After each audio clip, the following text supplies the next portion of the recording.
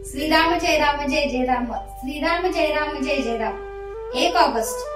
आनंद कशामुळे मिळतो? सृष्टी शून्यापासून निर्माण झाली, आपली ही मूळ स्थिती तीच आहे, म्हणून आपण शून्याकडे जाण्याचा प्रयत्न करावा, म्हणजेच स्वानंदात स्वस्थ राहावे। पण ते आपल्या हातून होत नाही, कर्म करीतच राहावे असे वाटते। प्रपंचाची दगदग झाली म्हणजे आपण दूर जाऊन बसतो, पण मनाची तळमळ त्यामुळे नाहीशी झाली नाही तर काय उपयोग? याकरिता मनाची स्वस्थता कशाने येईल ते पाहावे। आनंद कुणाला नको आहे? आपल्याला आनंद हवा आहे खरा, परंतु तो मिळवण्याकरता जे करायला पाहिजे ते आपण करीत नाही। नोकरी नको आणि खायला हवे, हे कसे शक्य आहे? खरोखर प्रपंचाच्या या अगणित उपाधीतून सुटून जो स्वास्थ्याकडे जातो तो धन्यच होय। मनाच्या विरुद्ध गोष्टी झाल्या की लगेच आपल्या आनंदात बिघाड येतो। याकरता आपल्या इच्छेविरुद्ध घडले तरी माझे स्वास्थ्य बिघडणार नाही, इकडे पाहावे। याला एकच उपाय आहे आणि तो म्हणजे माझी इच्छाच मी नाहीशी करणे। कोणतीही वस्तू मिळावी किंवा अमुक एक गोष्ट घडावी ही बुद्धीच ठेवू नये। जोपर्यंत हाव आहे तोपर्यंत स्वास्थ्यापासून आपण दूर आहोत असे समजावे।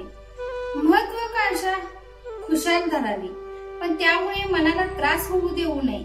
भगवंताची इच्छा तीच माझी इच्छा असे म्हणावे आणि अभिमान सोडून कर्म करीत राहावे। प्रयत्न करून जे काही होते ते रामाच्या इच्छेने झाले असे म्हणावे।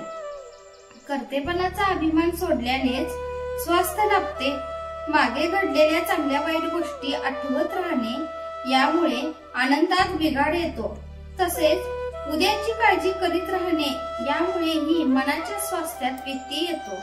होते जाते ते सर्व भगवंताच्या इच्छेने होते, हे मनाने पक्के ठरवल्यावर मग विनाकारण काळजी का करावी? दुःख करणे अथवा न करणे हा मनाचा धर्म असल्यामुळे ज्या माणसाने मनाला योग्य वळण दिले आहे तो प्रत्यक्ष दुखणे भोगीत असतानाही आनंदात राहू शकेल। म्हातारपणी तर आनंद हे मोठे शक्तिवर्धक औषध आहे। ज्याला नामाचे प्रेम आले त्याला शरीराच्या कोणत्याही अवस्थेत आनंदाचा लाभ होतो आणि ज्याला असा आनंदाचा लाभ झाला त्याच्यावर रामाने कृपा केली असे खचित समजावे। भगवंतासाठी एकच दान खरे आहे आणि ते म्हणजे आत्मदान होय। सतत भगवंताच्या नामात राहून देहाची विस्मृती होणे हा आत्मदानाचाच प्रकार आहे। जय जय रघुवीर समर्थ। आजचे बोधवाक्य: वाणीने नाम घ्यावे व मनाने स्मरण करावे आणि या दोन्हीचा मेळ असावा।